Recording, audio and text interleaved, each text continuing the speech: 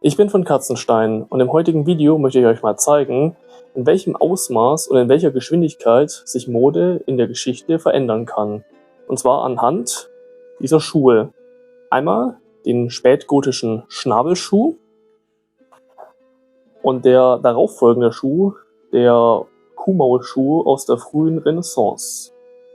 Und wenn wir schon über Mode sprechen, würde ich euch gerne dieses Buch Kleidung der Renaissance, das mir mein Partner, der Zauberfeder Verlag, zugeschickt hat, einfach mal vorstellen. In diesem Buch findet ihr sehr viele Schnittmuster und Illustrationen von Kleidung, die man in der Renaissance getragen hat. Beispielsweise findet ihr hier eine Anleitung zu diesen Hemden, die man in der Renaissance getragen hat, das ich jetzt auch selber trage und nach diesem Schnittmuster gefertigt habe. Wenn ich dieses Buch so durchblätter, bekomme ich wieder richtig Lust, ein Video zu machen, bei dem ich mir neue Kleidung für die Renaissance nähe. Ich werde dieses Buch bei diesem Video dann verlosen, also schaut doch demnächst mal rein. Wenn ihr ein wenig Glück habt, dann könnt ihr dieses Buch gewinnen. Und damit würde ich sagen, vielen Dank an den Zauberfeder Verlag für dieses tolle Exemplar. Der Link zu dem Verlag findet ihr in der Videobeschreibung. Und damit fahren wir jetzt mal fort mit dem Video. Wie ich ja gerade am Anfang des Videos erwähnt habe, geht es ja darum, wie sehr sich Mode und allgemein auch die Kleidung oder der Kleidungsstil sogar in der Geschichte sehr schnell verändert hat. Wir kennen das ja aus den 1900er Jahren, wo wir jedes Jahrzehnt im Endeffekt einem anderen Modestil zuordnen können. Jetzt ist aber die Frage, wie das im Mittelalter bzw. in der Renaissance war. Der normale Mensch, wenn er ans Mittelalter denkt oder auch in dieser ungefähren Zeitspanne, hat ja so eine gewisse Mode im Kopf, wo er sagt, das ist Mittelalter. Also wenn man jetzt die typischen Mittelalter-Märkte mal anschaut, ein weißes Leinenhemd und eine braune Hose, vielleicht noch irgendein Hut dazu. Jetzt ist es aber tatsächlich so, dass die Mode sich auch im Mittelalter ungefähr alle 10 Jahre verändert hat. Und wie drastisch das ist, können wir zum Beispiel an diesen beiden Schuhexemplaren mal sehen. Zum einen mal der Schnabelschuh, der spätgotischen Mode zugeordnet wird. Ist natürlich sehr markant an diesem extrem langen Schnabel, der natürlich verdeutlichen soll, ich habe einen Schuh, der eher unpraktisch ist zum Laufen, heißt, ich muss nicht handwerklich arbeiten, heißt, ich habe Geld, von dem her ist es dieser Modestil, deswegen sehe ich toll aus, wenn ich diesen Schuh trage. Tatsächlich hat dieser Schuh fast jeder so um das Jahr 1475 bis 1500 sowas getragen, auch wenn es die auch schon früher gab. Egal, ob er jetzt eher niederem Standes war oder tatsächlich adelig oder ähnliches. Man kann natürlich davon ausgehen, dass jetzt jemand, der handwerklich gearbeitet hat oder viel gelaufen ist, diese Schuhe eher nicht getragen hat oder eben die Schnäbel halt dann doch kürzer waren. Aber zu dieser Zeit, wie gesagt in der Spätgotik, Spätmittelalter, waren diese Schuhe tatsächlich der letzte Schrei. Und jeder, der was auf sich gehalten hat, hat diese Schuhe im Alltag und natürlich auf Festlichkeiten getragen.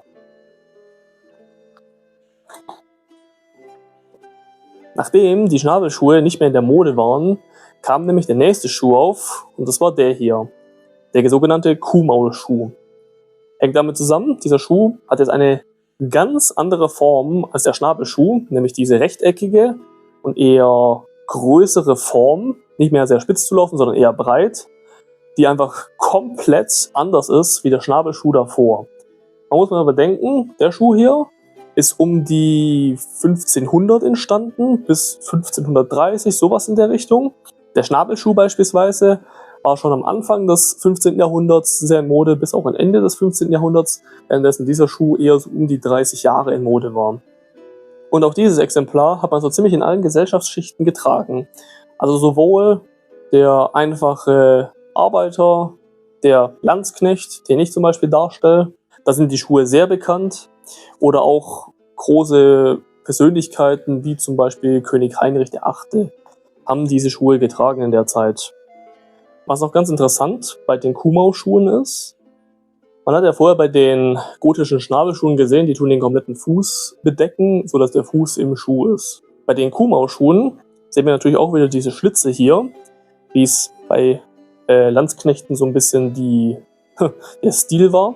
Die Schlitze sind bei den meisten historischen Exemplaren auch einfach offen gewesen und nicht mit diesem Leder hier verstärkt, sodass man die bunten Socken, die man getragen hat, auch durch die Schlitze durchsehen kann. Allgemein werden die Schuhe hier durch solche Riemen gehalten. Genau. Und dann so am Schuh festgebunden. Heißt, die Socken, die man trägt, die schauen auch noch raus.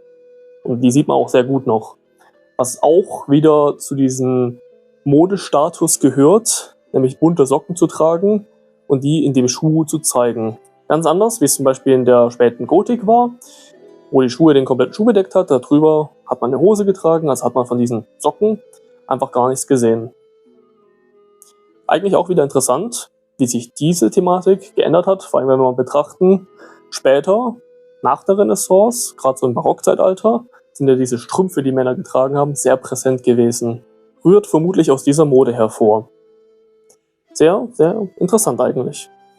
Der mögliche Grund, warum sich die Form der Schuhe vom sehr spitz zulaufenden Schnabelschuh zum äußerst breit zulaufenden Kuhmauschuh geändert hat, ist möglicherweise der eines Übergangs vom Mittelalter in die Renaissance.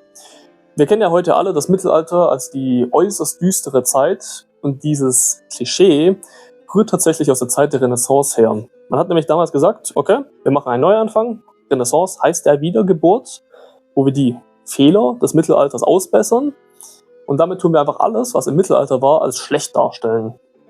Da hat man zum Beispiel, gerade in der Gotik,